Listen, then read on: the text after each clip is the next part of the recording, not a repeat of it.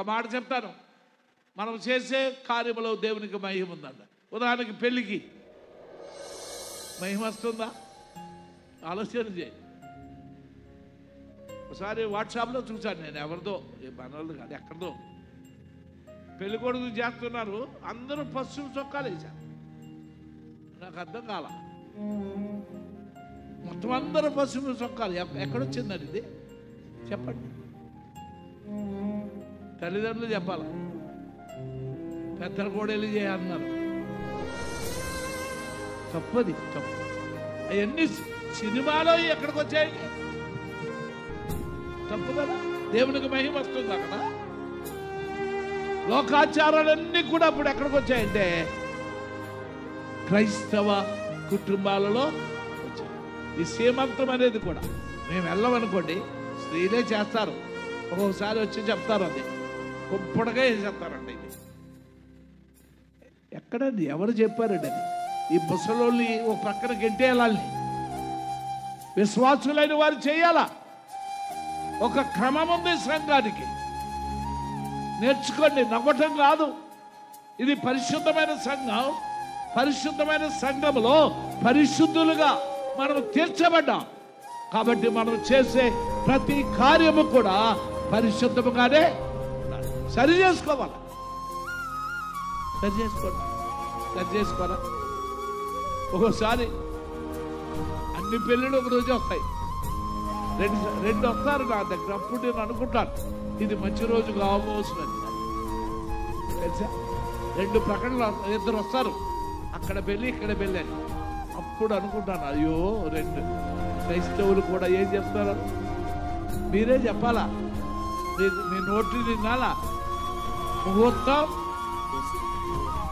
అంతేగాని దైవజను దగ్గరకు వచ్చి ఎప్పుడు మీకు అవకాశం ఉంటుంది అని దైవజను దగ్గర తీసుకొని ప్రార్థన చేసి అప్పుడు నువ్వేం చేయాలా? నీ బిడ్డ లెక్క వివాహంలో ముందుకు.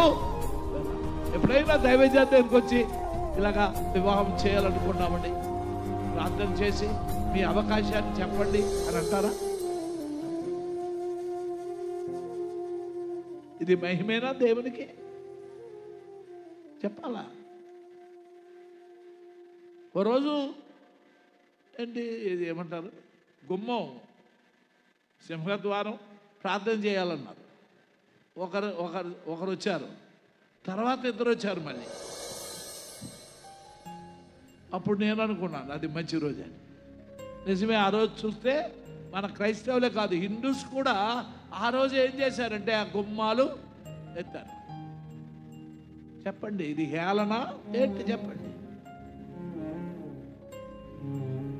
ఎంతకాలం ఈ బ్రతుకు మంది? 46 సంవత్సరాలు అంటున్నారు ఏది సభలు, కానీ ఎప్పుడో స్థాపించబడిన సంఘం. ఒక మాట చెప్పాలంటే మన ప్రాంతానికి మొట్టమొదటిగా సువార్త మన సంఘం ద్వారానే, మన సంఘాల ద్వారానే వచ్చింది. కానీ ఇంకా మనం ఆ పారంపర్యాచారాలు అన్నీ చెడుతనం తొలగించుకోవాలి మన జీవితంలో. ఒక ప్రక్కన పెట్టండి, పెళ్ళైన రాత్రి కుడిగాలు ఎట్టాలంట అమ్మాయి. ఏ కాలు? ఎడమ కాలు తీసేయండి, ఆమెది తీసేసి కుడిగాలతోనే ఉంటే మంచిదేమో. అసలు పెట్టమన్నమ్మా, ఆమెను దూరం చేయాలి. ఎవడు చెప్పాడండి? ఎవడు చెప్పాడు? నీ బ్రతుకు సరిగ్గా లేకపోతే ఏ కాలు పెట్టినా ఒకటే. నేను అదే చెప్తాను ఎప్పుడైనా.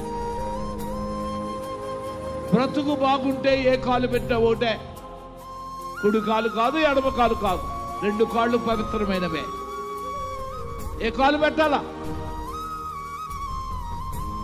సరే, పెళ్ళైన వాళ్ళు పాస్టర్ గారు చెప్పారని కుడికాలే పెట్టండి మీరు.